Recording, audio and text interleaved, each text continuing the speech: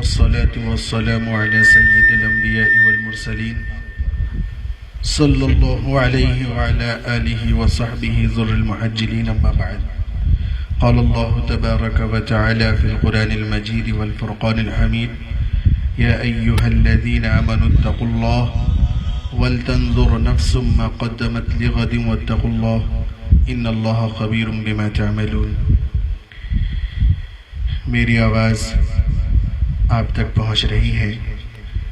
جیسا کہ ہم سب کے بزرگ جناب حضرت حاجی صلاح الدین صاحب دامت برکاتہم العالیہ نے فرمایا کہ وقت مختصر ہے، اسی وجہ سے ذکر بھی مختصر کیا گیا.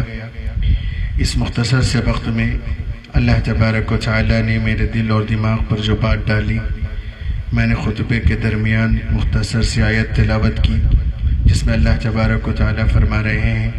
یا ایہا الذین آمنوا اتقوا اللہ، اے لوگو جو ایمان لائے ہو اللہ سے ڈرو. اس میں مرد بھی ہیں، اس میں عورتیں بھی ہیں، اس میں بچے بھی ہیں، اس میں بزرگ بھی شامل ہیں جن کو اللہ نے ایمان کی دولت سے سرفراز فرمایا ہے. ان سے اللہ خطاب فرما رہے ہیں اور فرماتے ہیں: یا ایہا الذین آمنوا اتقوا اللہ، اے لوگو جو ایمان لائے ہو اللہ سے ڈرو، اللہ سے ڈرو. وَلْتَنْظُرْ نَفْسٌ مَّا قَدَّمَتْ لِغَدٍ وَاتَّقُوا اللَّهَ، آنے والے وقت کی تیاری کرو.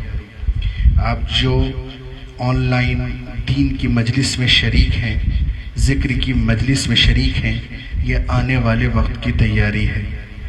جس کا اللہ تبارک و تعالی اس آیت کے ذریعے اعلان فرما رہے ہیں: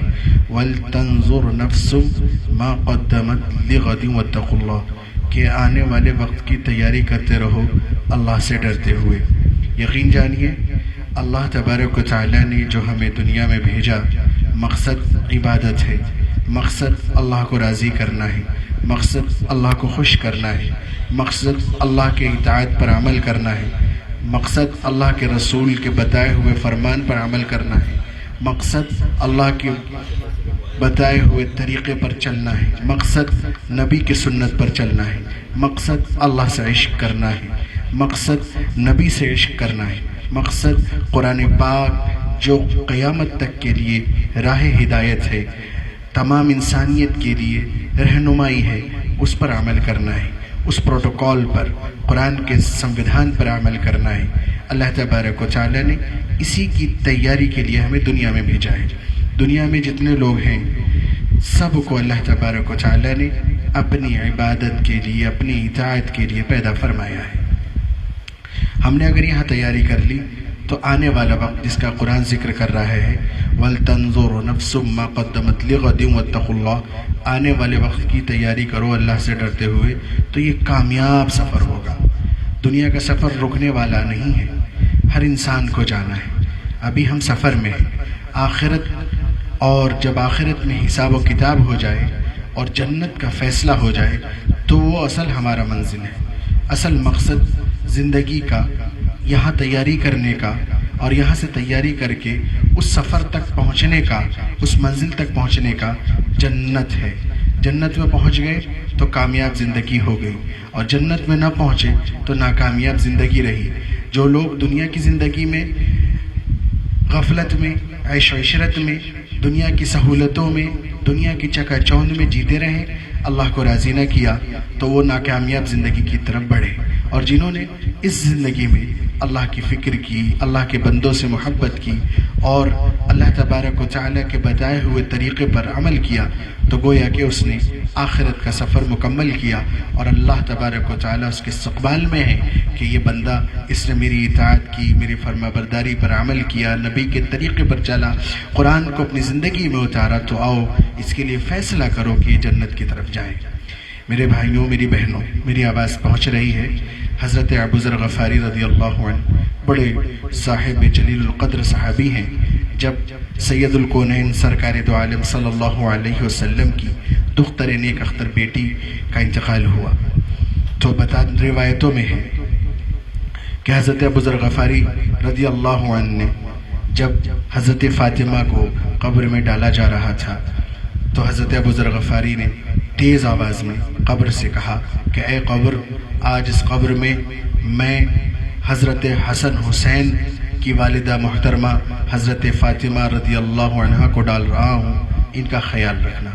میرے بھائیوں، میری بہنوں، قبر سے کوئی آواز نہیں آئی۔ کچھ دیر کے بعد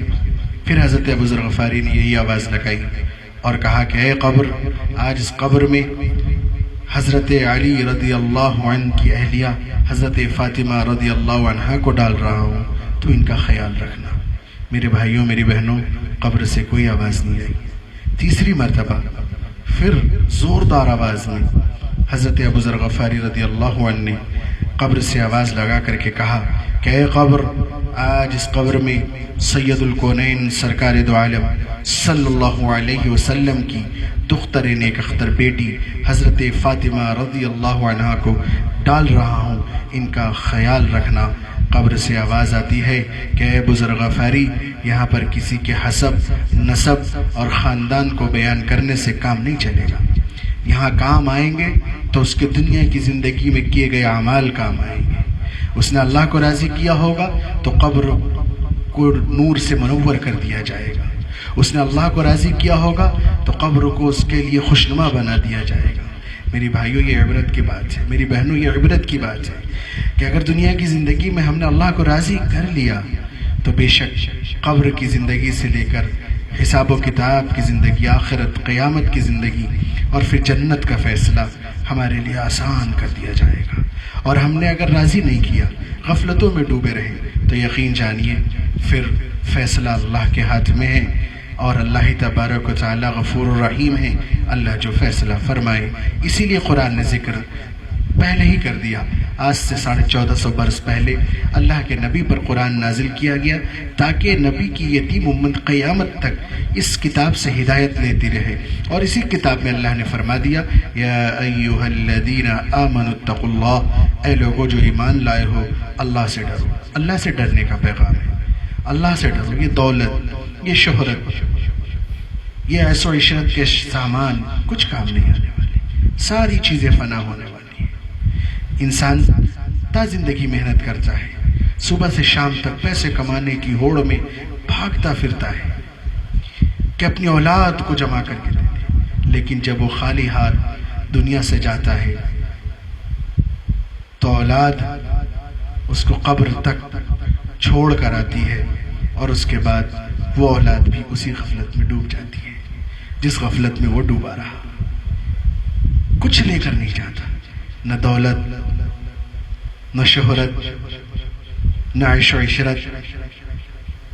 جو چیز اس کے پاس موجود تھی، مہنگی مہنگی کاریں، مہنگا گھر، خوبصورت مکان، سب چھوڑ کر جاتا ہے، کچھ نہیں بچتا۔ بچتا ہے تو صرف اس کے پاس اس کا کیا ہوا عمل، جو اس کو قبر میں جواب دینا ہے، منکر نکیر کے سوالوں کا جواب دینا ہے۔ عمل اچھا ہے تو جواب آسان، عمل اچھا نہیں ہے تو جواب میں مشکل۔ اس لیے میرے بھائیوں، میری بہنوں، اس مختصر سے وقت میں حضرت حاجی صلاح الدین صاحب دامت برکاتہم العالیہ کی محبت کے نتیجے میں یہ چند باتیں میں نے عرض کی ہیں، اور قرآن کی اس آیت کے حوالے سے کہ یا ایھا الذین آمنوا اتقوا اللہ، اے لوگو جو ایمان لائے ہو اللہ سے ڈرو، وَلْتَنْظُرْ نَفْسٌ مَّا قَدَّمَتْ لِغَدٍ وَاتَّقُوا اللَّهَ، آنے والے وقت کی تیاری کرو اللہ سے ڈرتے ہوئے۔ یہ آنے والا وقت وہی ہے قبر کی زندگی کا، اور قبر کے بعد جب اٹھائے جائیں گے حساب و کتاب ہوگا اس زندگی کا، تو اس لیے آنے والے وقت کی تیاری کریں۔ وَلْتَنْظُرْ نَفْسٌ مَّا قَدَّمَتْ لِغَدٍ وَاتَّقُوا اللَّهَ إِنَّ اللَّهَ خَبِيرٌ بِمَا تَعْمَلُونَ۔ اللہ تبارک و تعالیٰ آپ کے ہر عمل کی خبر رکھتا ہے۔ آپ 7 کمروں میں گناہ کر لیں، محلے والوں سے چھپ جائے گا، گھر والوں سے چھپ جائے گا، شہر والوں سے چھپ جائے گا، دنیا کے لوگوں سے چھپ جائے گا، اللہ سے نہیں چھپنے والا۔ اللہ جانتا ہے، اللہ ہر چیز کو، ان اللہ سمیع بصیر، اللہ سننے والا بھی ہے، دیکھنے والا بھی ہے۔ ان اللہ عزیز حکیم، اللہ غالب ہے، حکمت والا ہے۔ ان اللہ شیء قدیر، اللہ ہر چیز پر قادر ہے۔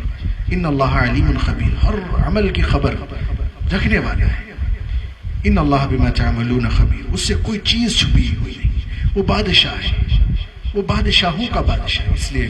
میری ماؤں اور میری بہنوں اور میرے بھائیوں، اس مختصر سے وقت میں جو بات آپ سے کی جا رہی ہے اس کا لب لباب صرف اور صرف یہ ہے کہ اس ذکر کی مجلس کو قائم کرنے کا مقصد ہے کہ آپ کے دلوں کو پاک صاف کر دیا جائے، آپ کے ذہنوں کو فریش کر دیا جائے، آپ کے اندر سے غیر اللہ کو نکال دیا جائے، آپ کے ذہنوں میں اللہ کی محبت ڈال دی جائے۔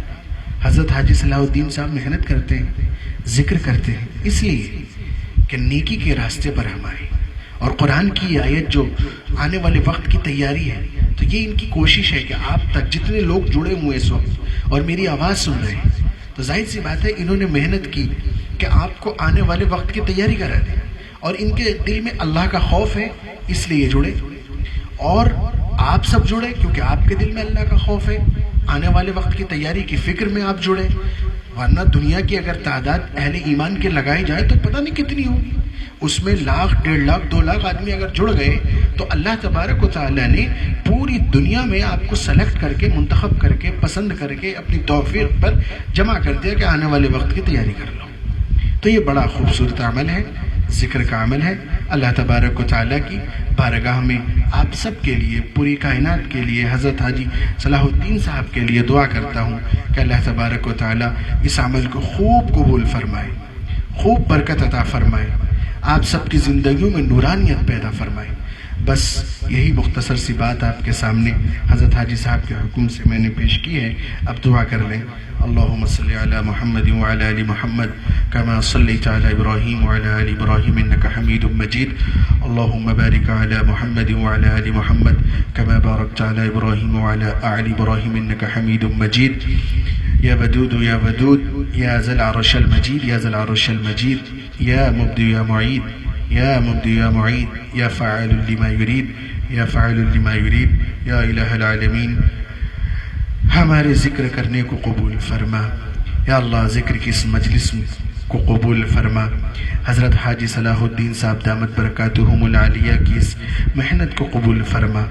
اور جتنے حضرات ہم سے جڑے ہوئے ہیں، میری آواز سن رہے ہیں، آپ کی محبت میں، آپ کے توفیق پر یا اللہ یہ جڑ گئے ہیں، یا اللہ کوئی دعوت دے کے، کوئی بلا کر دھکا نہیں دیتا، یا اللہ ان سب کو قبول فرما۔ اور سب نے ہاتھ اٹھا کر آپ سے دعا مانگی ہے، ہم مانگ رہے ہیں یا رب کائنات، آپ کے خزانے میں کوئی کمی نہیں، یا اللہ یا اکرم الاکرمین، سب ماؤں اور بہنوں کے جائز حاجتوں کو پورا فرما دے۔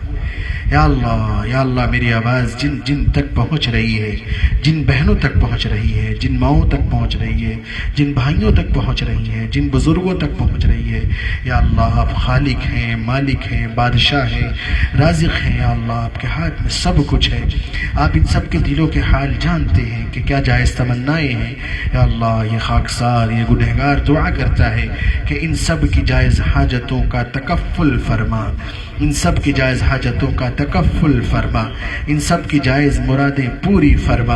ان سب کو قبول فرما، ان سب کو قبول فرما، ان کے سننے کو قبول فرما، ان کے جڑنے کو قبول فرما، ذکر کی مجلس میں آپ کی صدائیں بلند کرنے کو قبول فرما، یا اللہ یا ارحم الراحمین، یا اکرم الاکرمین، یا مجیب السائلین، یا دعوت المضطرین، یا اللہ یا اکرم الاکرمین،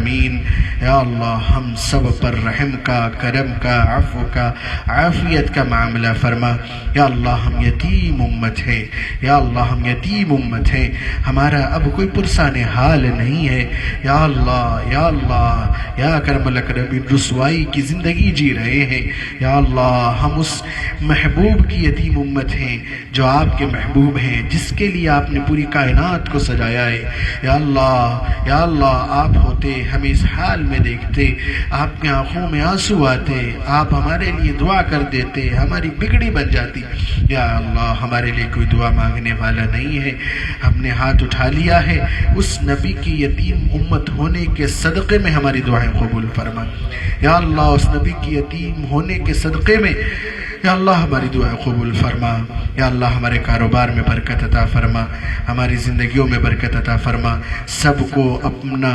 عشق عطا فرما، یا اللہ سب کو نمازی بنا، یا اللہ سب کے گھروں میں نورانیت عطا فرما، سب کے دلوں میں محبت پیدا فرما، یا اکرم الاکرمین یا مجیب السائلین۔ حضرت حاجی صلاح الدین صاحب کی اس محنت کو قبول فرما، یا اللہ ان کے جذبے کو قبول فرما، یا اکرم الاکرمین ان کے تمام گھر والوں کو قبول فرما، ان کی نیک اولاد کو قبول فرما، یا اللہ یا اکرم الاکرمین یا الہ العالمین، سب کے ساتھ اپنے عفو عافیت کا معاملہ فرما، اور جناب رسول اللہ صلی اللہ علیہ وسلم کے صدقہ طفیل میں ہماری دعا قبول و منظور فرما، وصلی اللہ علی خیر خلقی محمد و آلہ و صحبہ اجمعین برحمتک یا ارحم الراحمین۔